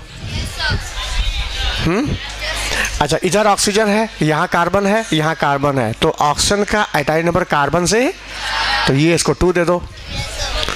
अच्छा, ऊपर भी कार्बन, नीचे भी कार्बन, लेकिन आगे बढ़ो, इसके बाद सेकंड नंबर पे ब्रोमीन है, सेकंड नंबर पे कार्बन है, तो ब्रोमीन का एटॉमिक नंबर कार्बन से, तो इसका महत्व ज़्यादा, इसका महत्व कम। तो 1 2 तो हो ही चुका है, ये 3 और ये हो गया 4।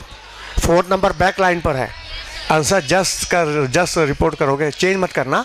हाँ, 1 2 3, 1 2 3 क्लॉकवाइज आर, ठीक तो है।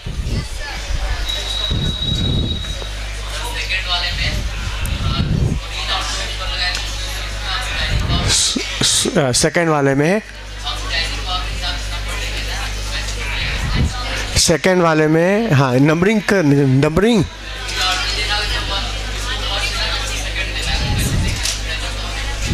प्रियोरिटी ऑर्डर, मतलब इन दोनों कार्बन को प्रियोरिटी ऑर्डर देना है। अच्छा, इसको इसमें, हाँ इसमें इस कायर कार्बन से जो लगा, ये चारों ग्रुप को प्रियोरिटी ऑर्डर देना है ना, कि मेन चेन की नंबरिंग करना है। क्लोरीन और C2H5 में, हाँ ऊपर वाले में, हाँ UC। अच्छा, तो मेन चेन की नंबरिंग करना चाहते हो, मेन चेन की ना, हाँ तो मेन चेन की नंबरिंग में, हाँ इसमें 1 2 3 4 5 6 टोटल तुम्हारी 6 कार्बन की मेन चेन चल रही है। हाँ, इसमें ब्रोमीन आ रहा है तुम्हारा 3रे नंबर पर, और यहाँ क्लोरीन आ रहा है 3रे नंबर पर। तो 3rd नंबर पे ब्रोमीन है, 3rd नंबर पर क्लोरीन है, तो पहले ब्रोमीन आता है, बाद में क्लोरीन आता है। तो नंबरिंग चलेगी यहाँ से 1 2 3 4 5 6, मतलब पहले ये आएगा, बाद में ये आएगा।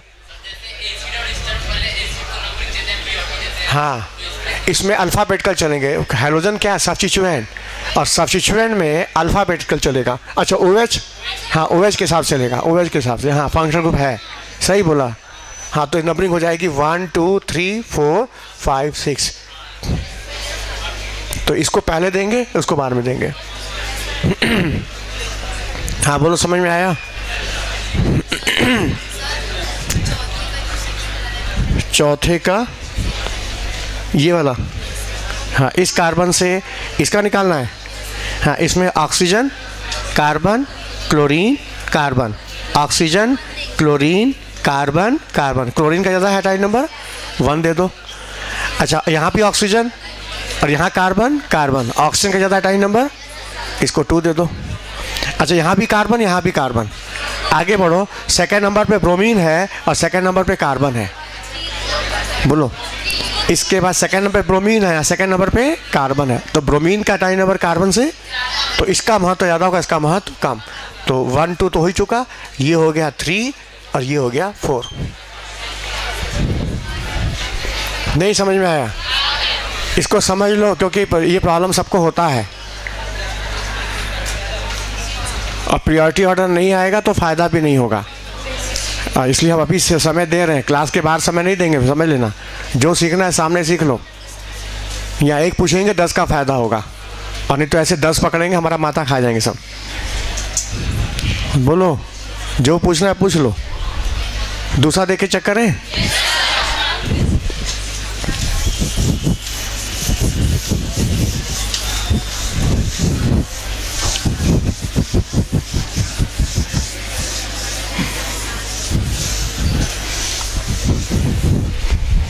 हाँ, नेक्स्ट नोट करो। क्वेश्चन है, which of the following combination represent enantiomer? Which of the following combination represent enantiomer? कौन सा combination enantiomer को शो करता है?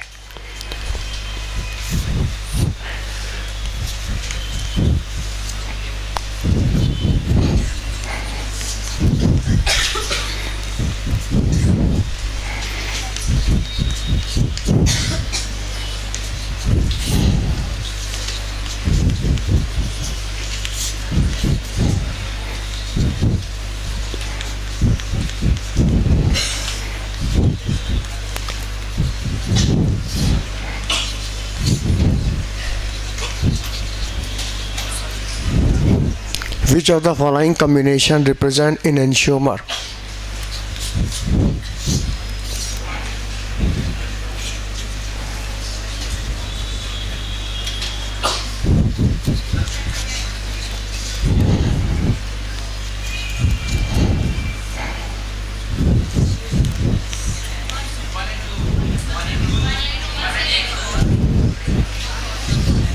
हाँ, ऑप्शन है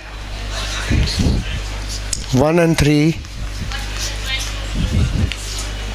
1 and 2, 2 and 4, none.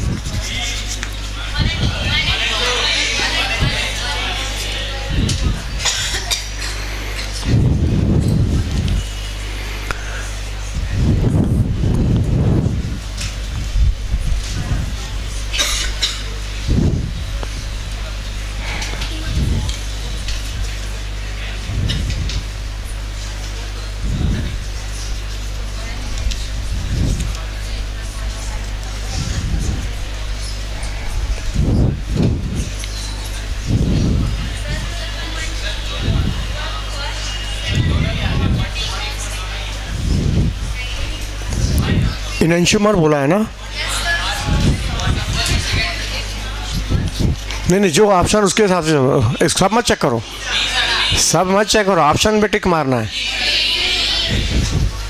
हाँ बोलो, हाँ बोलो, क्वेश्चन देख के नहीं, ऑप्शन में जो है उसमें टिक मारना है, कौन सा कॉम्बिनेशन इनएंशियोमर है। तो 1 and 2 हाँ करके देख लो।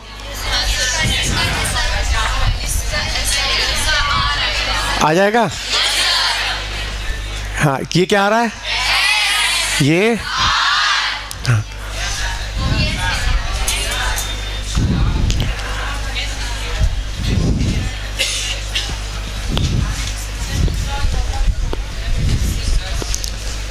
हाँ बोलो। पहले वाले का सर एस आ रहा है, दूसरे वाले का आर आ रहा है, ठीक है, लेकिन सर थर्ड एंड फोर्थ वाले का दोनों का एस आ रहा है।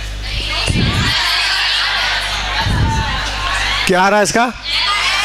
इसका एस, इसका आर। तो क्या बोलना चाह रहे, बोलो। नहीं तो ऑप्शन के हिसाब से चल रहा है ना, एग्जाम में जो क्वेश्चन दिया है तुमको उसका ऑप्शन देख के चलना है ना। एग्जामिनर चाहे तो ऑप्शन बना सकता है, क्वेश्चन क्या बोल रहा है उसको भी देखो ना, ऑप्शन के हिसाब से आ जाएगा।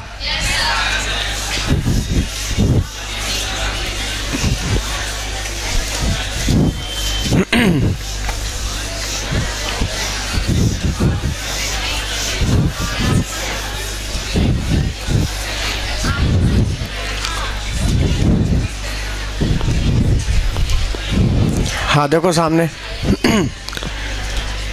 एब्सोल्यूट कॉन्फ़िगरेशन बता दिया, आरएस निकालना सिखाया, और इसका एप्लीकेशन समझ में आया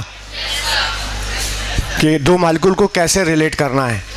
अच्छा, इसमें देखो, आगे देखो, आगे चल के रिएक्शंस में कुछ टर्म हम लोग यूज़ करेंगे जिसका मीनिंग हम यहाँ बताएंगे, लेकिन आगे चल के हम यूज़ करते जाएंगे नाम।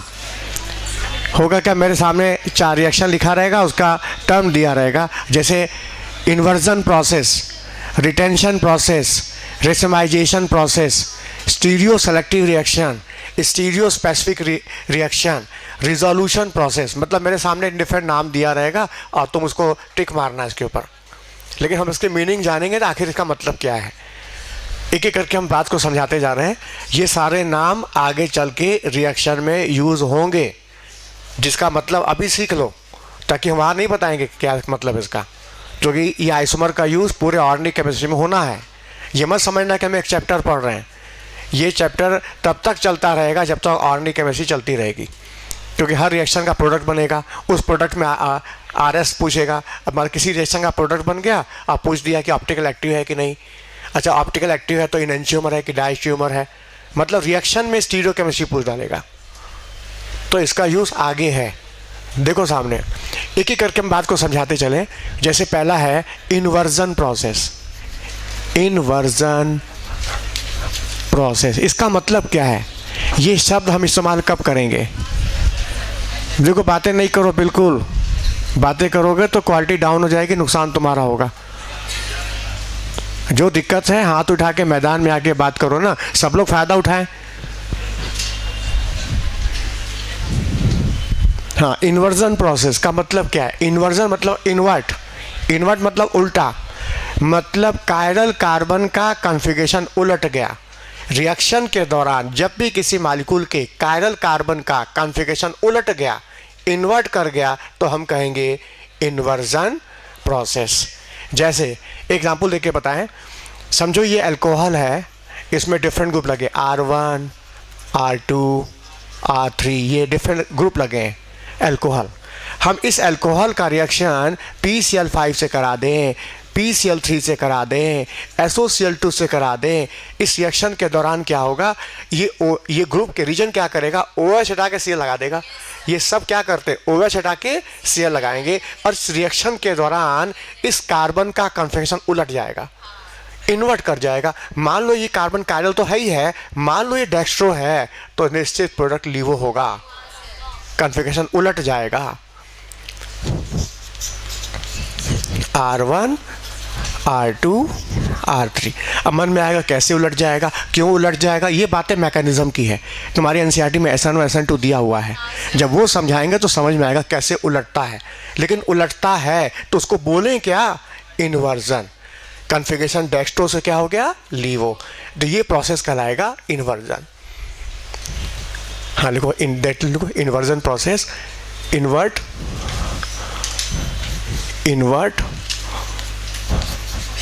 the configuration, invert the configuration of chiral carbon, invert the configuration of chiral carbon। और ऐसा रिएक्शन है कहाँ जहाँ इस तरह का होगा, ये तो हमने एग्जाम्पल दिया ना, एग्जाम्पल तो बहुत सारे हैं। ऐसा कौन सा रिएक्शन होगा जहाँ इस तरह का रिएक्शन हमको देखने को मिलेगा, जवाब SN2। हाँ, invert the configuration of chiral carbon in SN2 reaction. जब भी रिएक्शन SN2 टाइप का होगा, nucleophilic substitution reaction, second order reaction होगा, वहाँ ये खेल देखने को मिलेगा, कॉन्फ़िगरेशन कायरल कार्बन का उलट जाएगा। इस प्रोसेस को हम कहेंगे इन्वर्जन। अब कैसे उल्टेगा, ये तो बात की बात है, मतलब समझ में आए इन्वर्जन प्रोसेस किसको बोलते हैं। कायरल कार्बन का कॉन्फ़िगरेशन उलट जाएगा। अच्छा, हम आगे चल के बायोमॉलिक्यूल पढ़ेंगे तो वहाँ आएगा which is the invert sugar, है ना। ऑप्शन है ग्लूकोज, फ्रुक्टोज, मैनोज, सुक्रोज, ऐसे ऑप्शन दे देगा। तो सही आंसर है सुक्रोज। सुक्रोज को हम कहते हैं इन्वर्ट शुगर। हाँ, सुक्रोज इज इन्वर्ट शुगर। ऐसा क्यों, सुक्रोज को इन्वर्ट शुगर क्यों कहा जाता है, जवाब सुक्रोज C12H22O11। हाँ, this molecule is optically active, क्योंकि इसमें भी कायरल कार्बन है। जब बायोमॉलिक्यूल पढ़ाएंगे तो इसका स्ट्रक्चर हम क्लास में देंगे। हाँ, देख के समझ में आएगा इसमें कायरल कार्बन है, दिस मालिक्यूल ऑप्टिकली एक्टिव। हाँ, इसका सॉल्यूशन बना के पोलारीमीटर में रखेंगे तो इसका स्पेसिफिक रोटेशन की वैल्यू आएगी +66.5 डिग्री। मतलब ये सॉल्यूशन प्लेन पोलराइज के प्लेन को रोटेट करेगा क्लॉकवाइज 66.5 डिग्री। अच्छा, सुक्रोज इज डाइसैकेराइड्स होता है, जब इसकी हाइड्रोलिसिस कराएंगे तो मोनोसैकेराइड बन जाएगा। हाँ, इसको हमने हाइड्रोलाइज कर दिया, ठीक है, हाइड्रोलाइज किया, तो जब भी इसकी हाइड्रोलिसिस होगी तो बनेगा D glucose and D fructose बनेगा, D glucose and D fructose बनेगा। फिर कहोगे डी क्यों बन रहा है, एल क्यों नहीं बन रहा? तो याद रखना, जितने भी कार्बोहाइड्रेट है नेचर के अंदर सब डी सीरीज के होते हैं, रटने की बात नहीं है। नेचर में जितने भी कार्बोहाइड्रेट्स हैं वो जो पाए जाते हैं नेचर में वो सब डी सीरीज के हैं, और नेचर में जितने भी अमाइनो एसिड पाया जाता है सब एल सीरीज का होता है। तो ये सब नेचुरल चीज़ें हैं, तो ये सब डी सीरीज के हैं। मतलब इसका कॉन्फ़िगरेशन डी ग्लिसरॉल्डिहाइड से मैच करेगा, इसका भी कॉन्फ़िगरेशन डी ग्लिसरॉल्डिहाइड मैच कर, राइट साइड पे OH होगा, है ना। अच्छा, डी ग्लूकोज का स्पेसिफिक रोटेशन पोलारीमीटर में जब निकाला जाएगा ना तो इसका आएगा +52.5 डिग्री आएगा, किसका, डी ग्लूकोज का। अच्छा, डी फ्रुक्टोज का, ये भी ऑप्टिकल इलेक्ट्रिक कंपाउंड है, इसका भी हम पोलारीमीटर में रोटेशन निकालेंगे तो वैल्यू आ जाएगी, स्पेसिफिक रोटेशन की वैल्यू -92.6 डिग्री आएगा ये।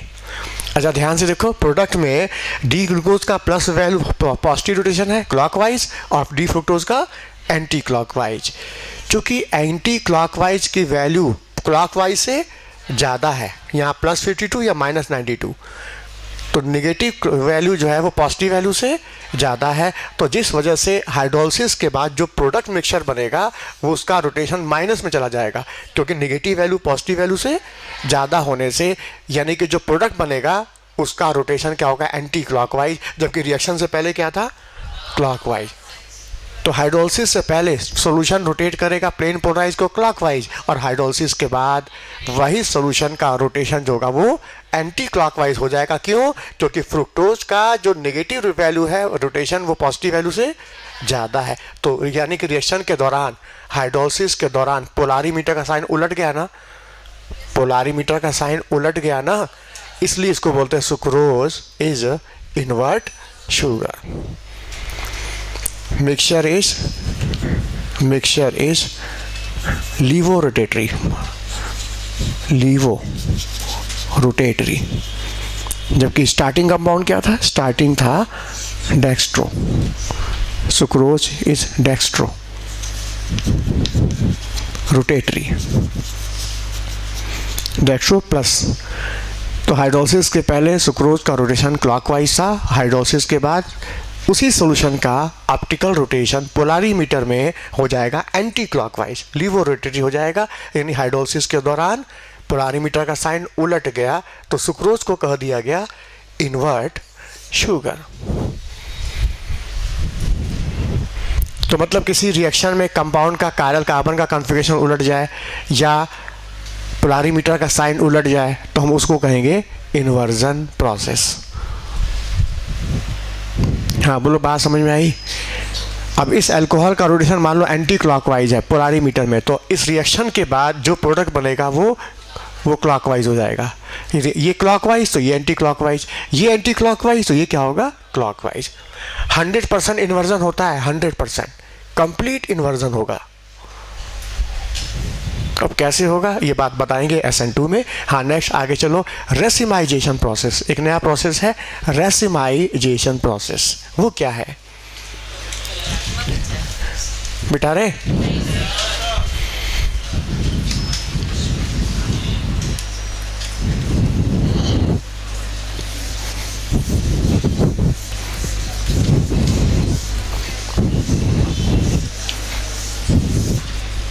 हाँ, रेसिमाइजेशन प्रोसेस।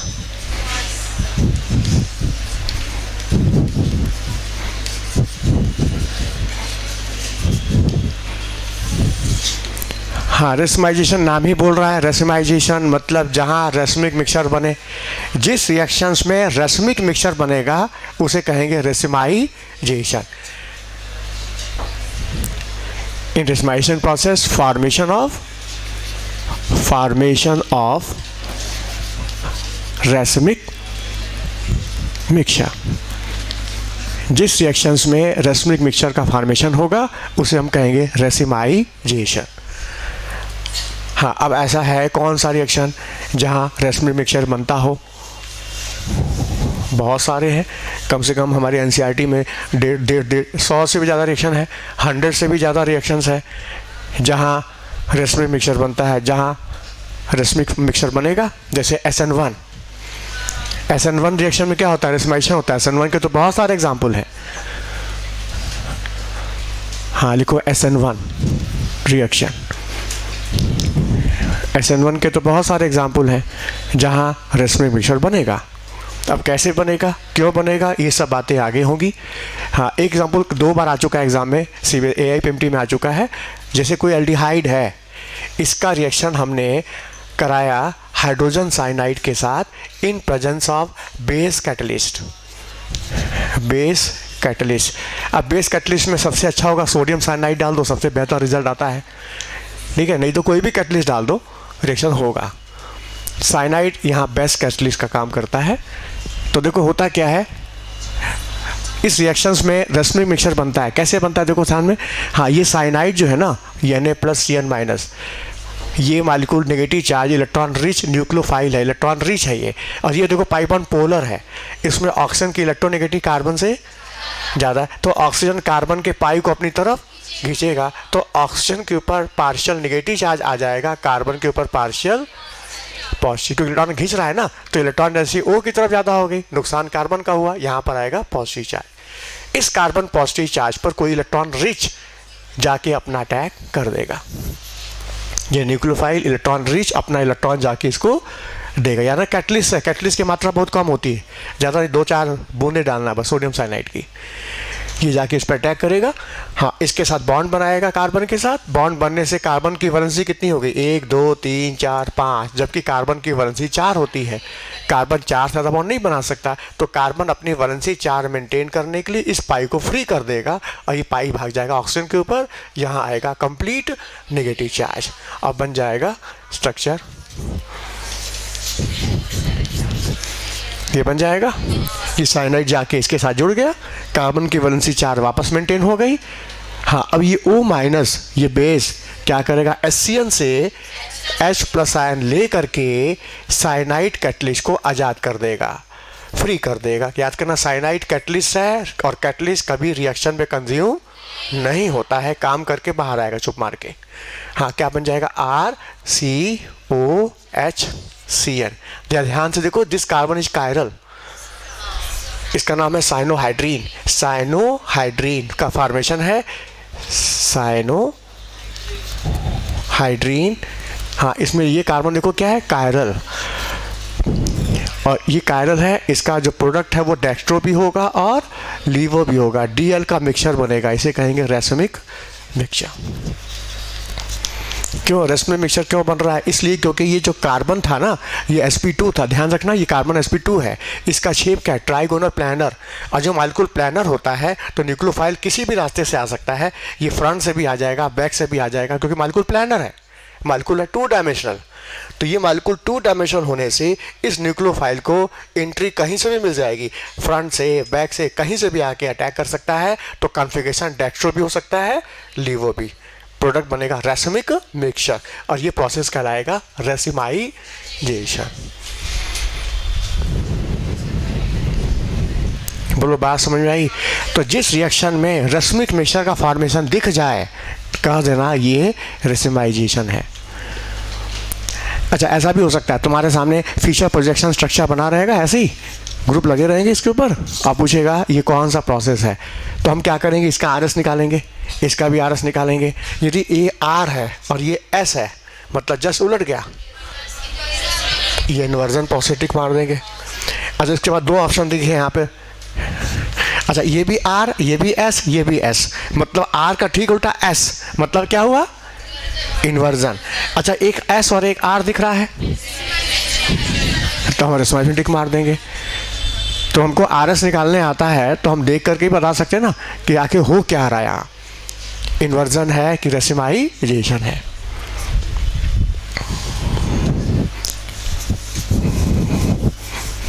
हाँ एक हो गया इन्वर्जन, दूसरा रेसिमाइजेशन, तीसरा है स्टीरियो सेलेक्टिव रिएक्शन। स्टीरियो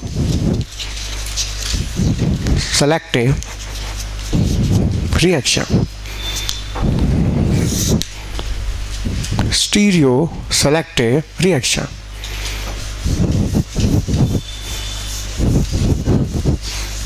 किसको कहते हैं स्टीरियो सेलेक्टिव रिएक्शन? किसे हम कहेंगे स्टीरियो सेलेक्टिव रिएक्शन? जब आप उस रिएक्शन को स्टीरियो सेलेक्टिव कहेंगे जिस रिएक्शन का प्रोडक्ट सेलेक्टेड है। स्टीरियो सेलेक्टिव, सेलेक्टिव मतलब सेलेक्टेड प्रोडक्ट। जिस रिएक्शन का प्रोडक्ट सेलेक्टेड होगा कि सीसी बनेगा, ट्रांस नहीं बनेगा, डी बनेगा, एल नहीं बनेगा, मतलब कोई एक प्रोडक्ट सेलेक्टेड है। जिस रिएक्शन का सेलेक्टेड प्रोडक्ट बने और वो स्टीरियो केमिस्ट्री शो करे तो कहेंगे स्टीरियो सेलेक्टिव रिएक्शन। फिर कहोगे ऐसा है कौन? रिएक्शन तो बहुत सारे हैं। एक एग्जांपल देके अपनी बात समझा दें, वो है लिंडलार कैटलिस्ट का नाम सुना होगा। हाँ, ये देखो R, C triple bond Cr, इसका रिएक्शन तुमने हाइड्रोजनेशन कराया in presence of Lindlar catalyst. Lindlar catalyst क्या है? Palladium, barium sulphate, quinoline, sulphur का मिक्सचर है। इस केस में ये हाइड्रोजन डबल पाई बॉन्ड पर जुड़ेगा।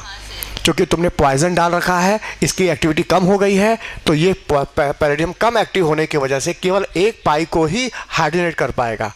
यदि पॉइजन हटा दो ना तो दो मालिक्यूल हाइड्रोजन जाके जुड़ जाएंगे और सीधे एल्केन बन जाएगा।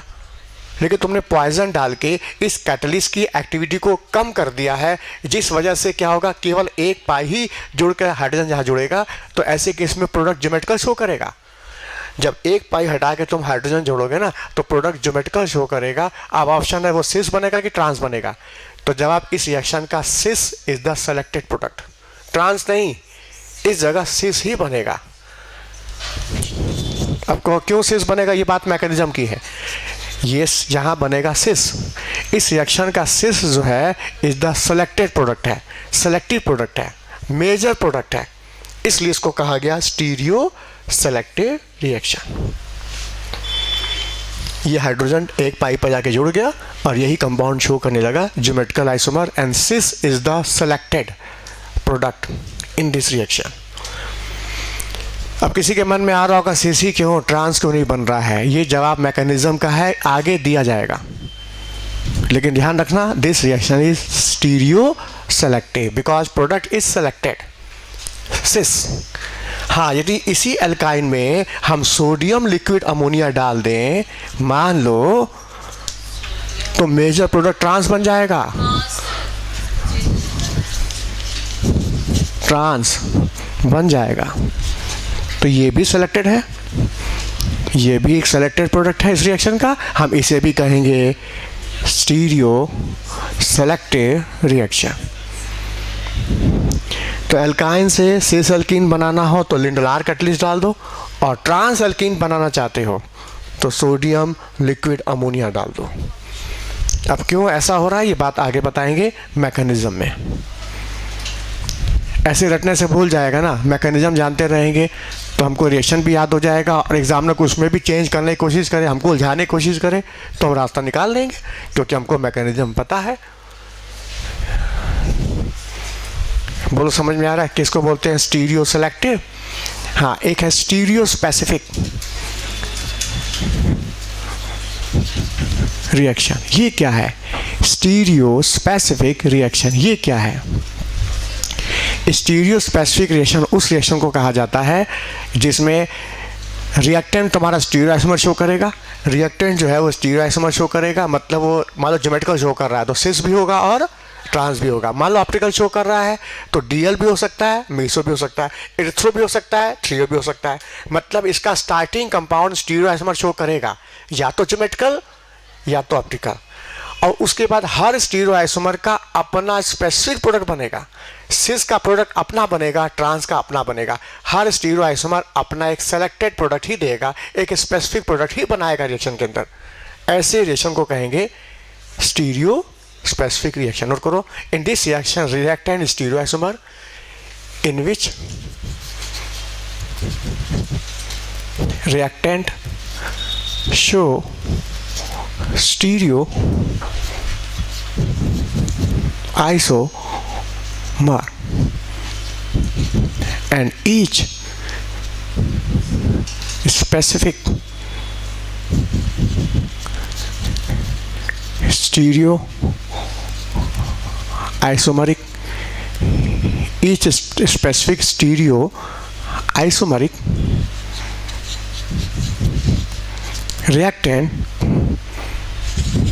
reactant give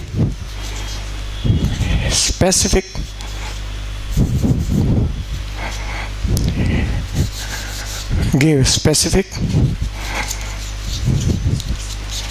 stereo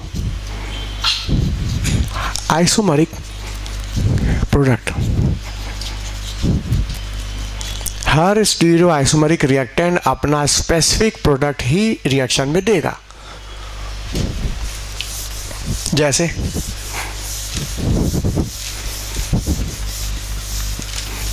एग्जाम्पल तो कई हैं, हम अपनी बात समझाने के लिए एक एग्जाम्पल दे रहे हैं केवल, ताकि डिफिनीशन टर्म समझ में आ जाए. और आगे चल के जब रिएक्शन स्टार्ट हो जाएगा तो हम बोलेंगे ये देखो स्टीरियो सेलेक्टिव है, ये स्टीरियो स्पेसिफिक है, बात खत्म. अब तुम समझो क्या मतलब इसका. यहाँ इन्वर्जन है या रिटेंशन है या रेशमाइजेशन है. रिटेंशन शब्द छूट गया. रिटेंशन में क्या होगा, कॉन्फ़िगरेशन रिटेन रहेगा.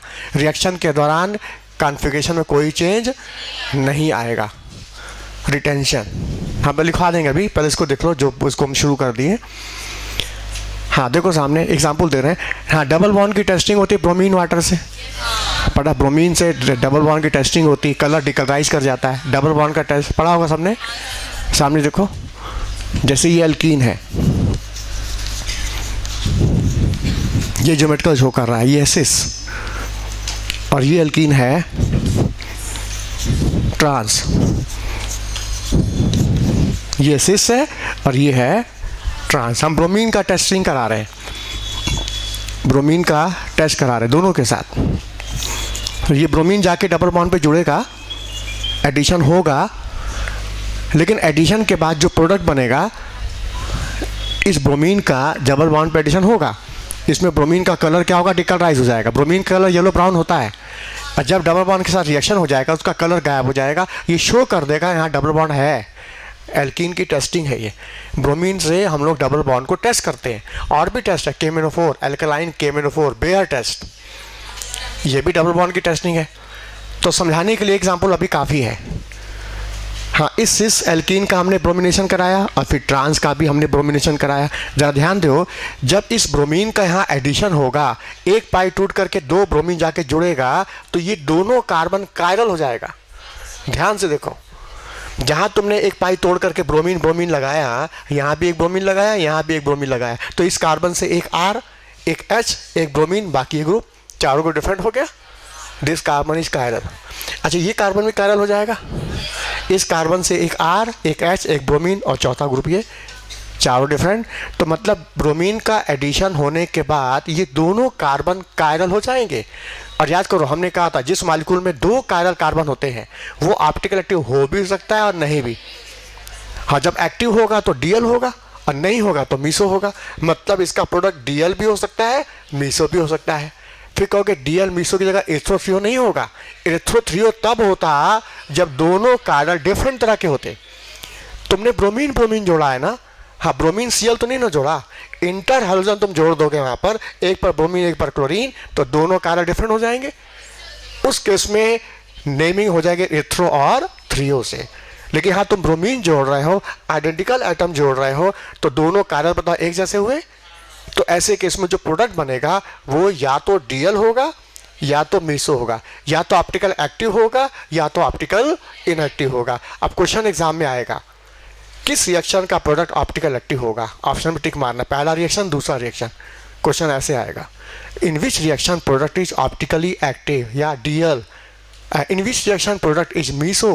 तुमको टिक मारना है. तो कैसे मारेंगे, देखो सामने. हाँ देखो, इसका एक शॉर्टकट फार्मूला है, बता ही देते हैं अभी से, ताकि आगे चल के यूज़ करेंगे हम लोग. हाँ बताओ इसमें, हाँ तुम लोग पढ़ा होगा, सिंपल चीज़ है, plus into plus is equal to क्या होता है, प्लस होता है. Plus into minus is equal to minus होता है. अच्छा, minus into minus is equal to plus होता है. Minus into plus is equal to. तो देखो, ये है सबस्ट्रेट, ये है रीजेंट और ये है प्रोडक्ट. ये है सबस्ट्रेट, ये है रीजेंट और ये है प्रोडक्ट. बोलो समझ में आया. हाँ, प्लस का मतलब याद कर लो, same side, same side. Minus याद कर लो, अपोजिट साइड. याद हो गया, बोलो. हाँ, प्लस का मतलब क्या हुआ, बोलो। माइनस का मतलब, हाँ ये देखो सामने, ये जो डबल बॉन्ड पर जो एल्काइल ग्रुप लगे हैं वो सेम साइड है कि अपोजिट साइड है, तो ये हो गया प्लस, बोलो क्लियर। और ब्रोमीन का एडिशन डबल बॉन्ड पर हमेशा अपोजिट पोल से ही होता है, इसको हम साबित कर देंगे मैकेनिज्म के अंदर। अब मान लो कि ब्रोमीन का एडिशन क्या होगा, एंटी, मतलब ब्रोमीन एंड अपोजिट पोल से ही जुड़ना है, मतलब क्या हो गया, माइनस, तो plus into minus is equal to minus, मतलब जुड़ने के बाद दोनों ब्रोमीन अपोजिट पोल पर रहेंगे, अपोजिट पोल पर। तो उसका स्ट्रक्चर देखो क्या होगा, एक ब्रोमीन लेफ्ट तो दूसरा ब्रोमीन कर दो राइट। अब बताओ इसको 20 से काट के इक्वल हाफ में डिवाइड नहीं कर सकते, दिस इज ऑप्टिकल, ये एक्टिव हो गया। अब ये या तो डी होगा या तो एल होगा, बोलो क्लियर। नीचे आओ, हाँ बताओ इसमें एल्काइल सेम साइड के अपोजिट साइड, अपोजिट साइड के लिए माइनस। अब ब्रोमीन का एडिशन एंटी होता है, याद कर लो, इसको हम वहाँ मैकेनिज्म साबित कर देंगे कि एंटी होता है। एंटी मतलब अपोजिट पोल से ही ब्रोमीन जुड़ेगा, मतलब minus, minus into minus is equal to plus, मतलब जो ब्रोमीन जुड़ेगा वो फिशर प्रोजेक्शन में सेम साइड होगा, same side, R R bromine same side. और जब सेम साइड हो गया तो 20 से काटने से इक्वल हाफ हो गया, मतलब इसमें प्लेन ऑफ सिमेट्री है। और जिसमें प्लेन ऑफ सिमेट्री है ये ऑप्टिकल क्या हुआ, हाँ इनएक्टिव हो गया, मतलब ये मीसो हो गया, इसको कहेंगे मीसो। तो देखो हर स्टीरियो आइसोमर अपना स्पेसिफिक प्रोडक्ट ही रिएक्शन में देता है, इस तरह के रिएक्शन को कहा जाता है स्टीरियो स्पेसिफिक रिएक्शन। ये तो एग्जाम्पल है एक तो, ऐसे कई रिएक्शन है जहां हमको ये चीज़ देखने को मिलेगा। ये फॉर्मूला याद रहेगा सबको, बोलो समझ में आया। तो अभी बचा है रिटेंशन बचा है, इसको बता करके फिर हम आगे बढ़ेंगे। हाँ अभी हम फिशर पूरा कर चुके हैं, अब हमको बताना न्यूमान, फ्लाइंग वेज और सॉहर्स प्रोजेक्शन बता करके, इसके बाद ऑप्टिकल पूरा हो जाएगा और फिर कन्फॉर्मेशन, ठीक है एनसीईआरटी में है ना कन्फॉर्मेशन, उधर पढ़ेंगे आगे। हाँ बेल तो बच गई, आज जो पेपर रह गया नहीं, आंसर दे दें कि डिस्कशन कराना है तो कल कराओ, कराना है तो कल कराओ, तब डिस्कशन चाहिए तो कल करा लो, कल लेते हैं ना पेपर।